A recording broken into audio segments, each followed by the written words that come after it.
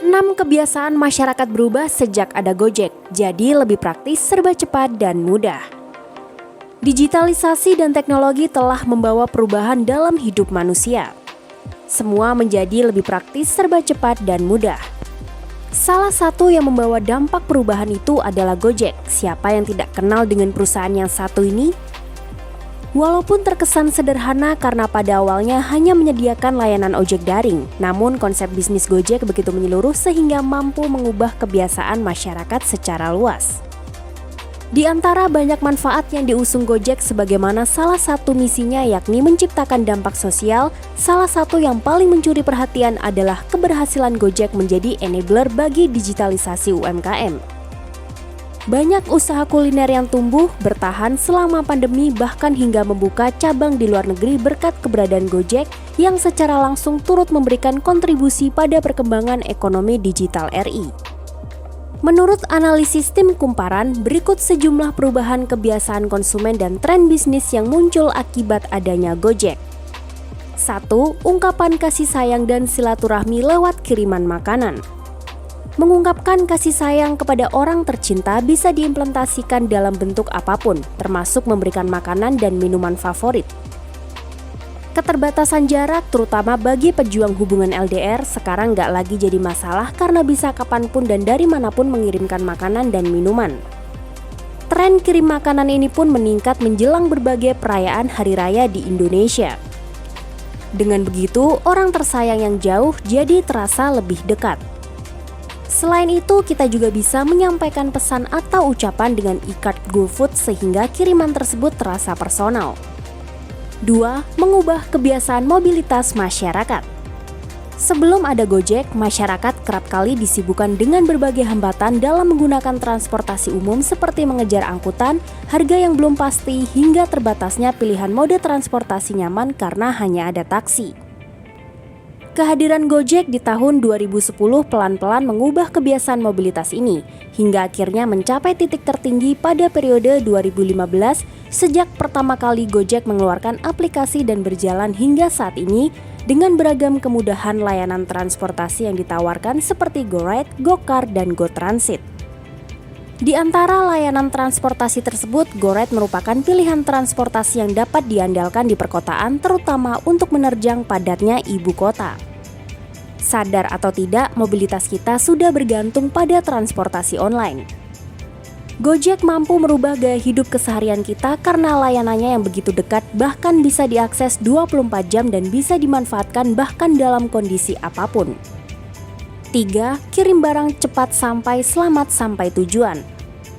Sebelum ada Gojek, kita harus menempuh perjalanan panjang untuk mengirim barang.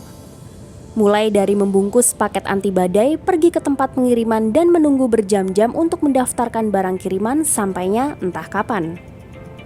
Adanya fitur GoSend di aplikasi Gojek telah memberikan solusi bagi kita, terutama para pembisnis dalam memenuhi kebutuhan konsumen yang mau kirim barang berskala kecil hingga sedang dengan cepat.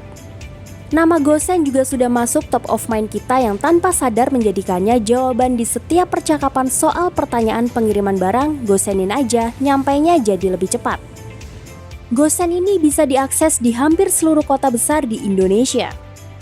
Layanan antarmuka dan journey pemesanan GoSend mempermudah konsumen untuk menginformasikan alamat lengkap dan jenis barang yang akan dikirim. Konsumen juga bisa memantau lokasi driver pada saat proses pengiriman. Caranya cukup pesan kurir GoSend dan tentukan pick up point yang diinginkan, nantinya driver GoSend akan menjemput dan mengirim barang sesuai dengan lokasi tujuan. Selain itu, GoSend juga menawarkan asuransi, jadi jika barang yang dikirim mengalami kerusakan atau hilang, GoSend akan menggantinya sesuai dengan harga normal barang yang rusak atau hilang.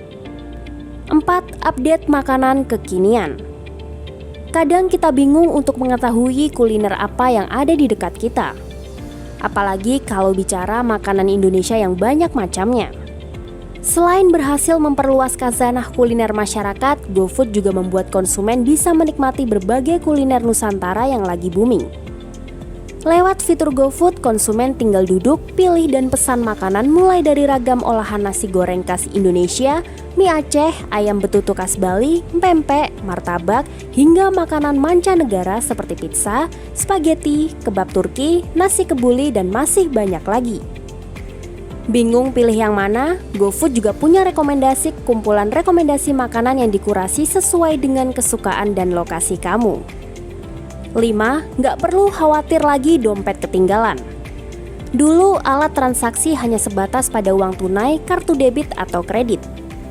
Minimal salah satu harus ada di dompet. Kalau ketiganya tidak dibawa saat beli baju, belanja beras, jajan es teh, dan lain sebagainya, transaksi batal alias tidak bisa dilakukan. Kini semua pembayaran bisa dilakukan secara non-tunai dan praktis dengan dompet digital atau e-wallet. Alat transaksi ini menjadi solusi bagi mereka yang sering ketinggalan dompet.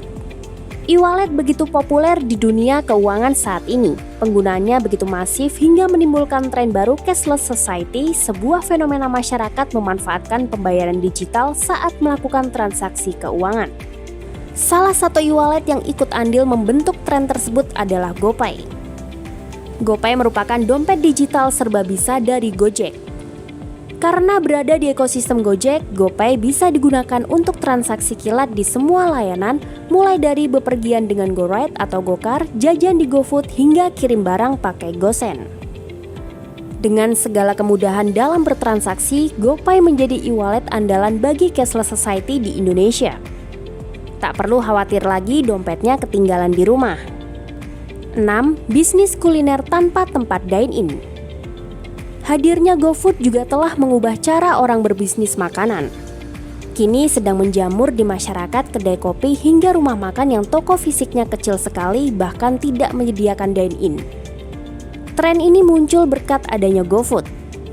Para pedagang tersebut mengandalkan sebagian besar pendapatannya hanya dari delivery order atau transaksi online saja di GoFood. Mereka tidak menyediakan dine-in atau makan di tempat, bahkan untuk tempat duduk di dalam atau di luar ruangan saja tidak tersedia. Bisnis seperti ini dinilai menarik karena merupakan usaha kuliner modal kecil dengan untung yang cukup menggiurkan. Tren bisnis kuliner seperti ini mulai diminati pelaku usaha saat pandemi COVID-19 menghantam Indonesia.